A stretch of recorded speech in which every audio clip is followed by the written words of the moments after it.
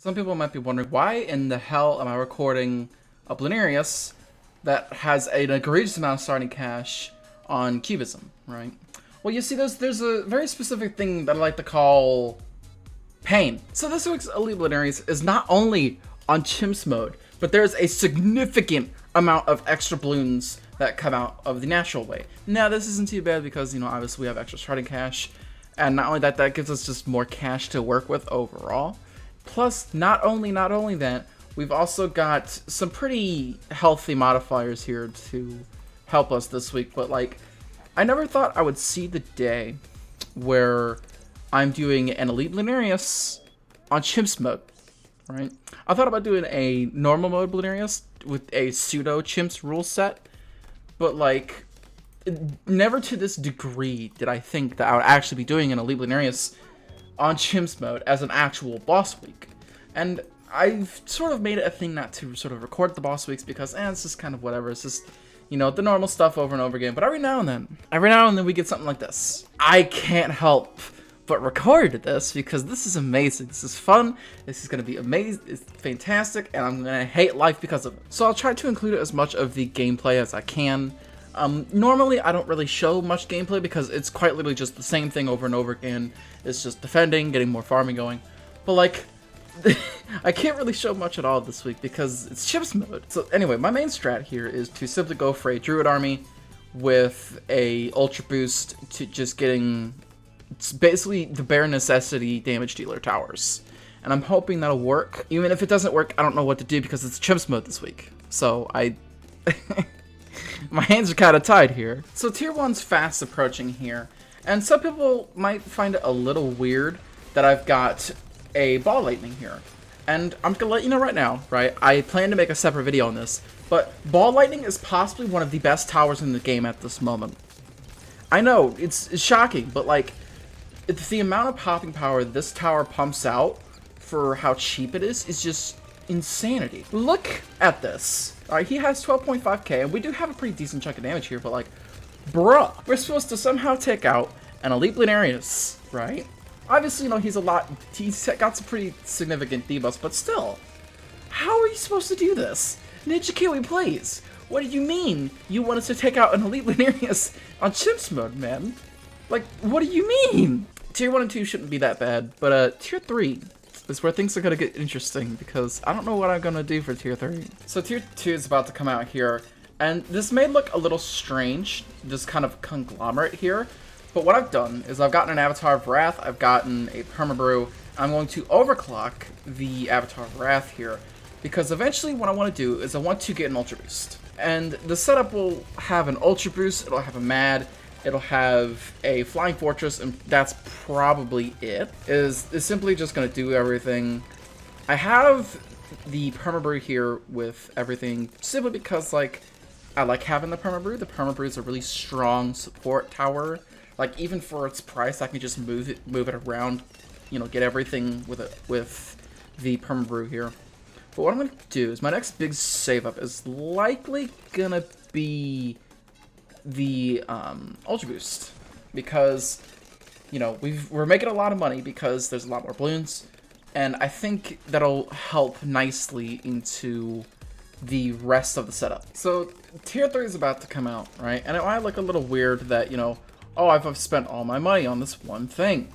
Well, you see, this one thing will help a lot. So what I'm going to do is I'm going to place the soon-to-be Mad right here. It'll shoot down the straight line, nice and beautifully straight.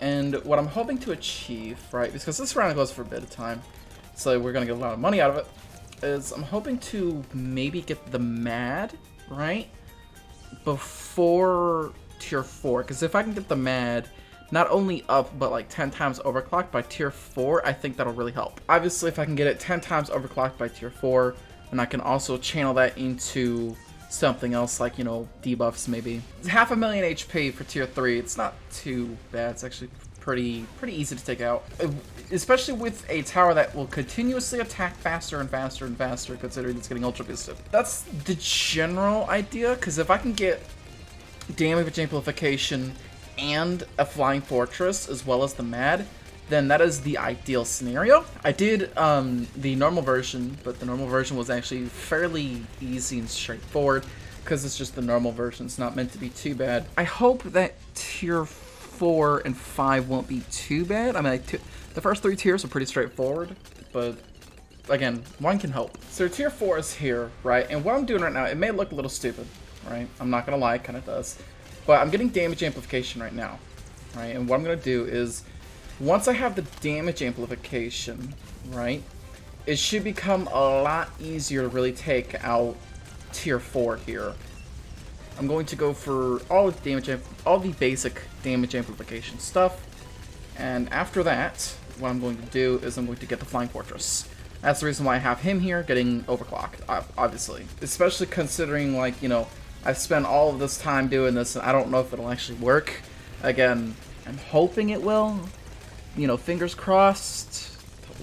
We can only hope here. Again, it looks like it's going okay. Like, the Matt's holding his own. He's doing what he's supposed to be doing. Please. I mean, because if I can do this first try, then, like, W. If I can't, then I'm gonna have to rethink my entire strategy, which I really don't want to do. So tier 4 went down. It was a little bit chaotic on the map, but we cleared it up. I'm hoping I can get the Flying Fortress, and then with the Flying Fortress, that should be game over. So we're able to get the Flying Fortress on round 119, quite literally perfectly timed. And we just maxed out every single attacking tower that we've got now with the Ultra Boost. So, well, main attacker anyway. I'm hoping this works, right? I also added a Jungle Drums, right? Because why not? I mean, like, I really didn't think about it, but Jungle Drums is probably the best upgrade in the game. It's so cheap, it gives you a lot of extra attack speed, and just get it, please. This should be game over. Again, I'm hoping this works. You never know until it actually happens. So here's tier 5, right? This is 10 million HP. Again, I don't know how well this will go. I don't know if this will, you know, work really well. I don't know if it'll, like, not work at all. I don't know. What I will do is I will move the mat around, right? This is an old tactic that we used to do, right? That I'm going to employ today to maximize the damage of the mat. The Flying Fortress should be able to deal with all of the balloons that sort of just, like, spew all over the place. And I'm hoping that this is enough here. But you never know. So, I'll meet you on the flip side, I guess. Bro, the bad blues were getting to the fucking end, to the exit, dude. Finally! Oh my days! It took far longer than it should have. And even then, there's still shit on the screen. But there we go. We took out Elite Bloonarius on Chimps mode. Oh my god, that final battle. That was like fucking, what? 10 minutes? So that's all for today's video. If you did like it, please make sure to comment, like, subscribe, all of that YouTuber shit. I'm sure you know how it goes by now. Wow, this boss week. I am speechless. However, sometimes we need boss weeks like these that are just fun. Anyways, I'll see you later.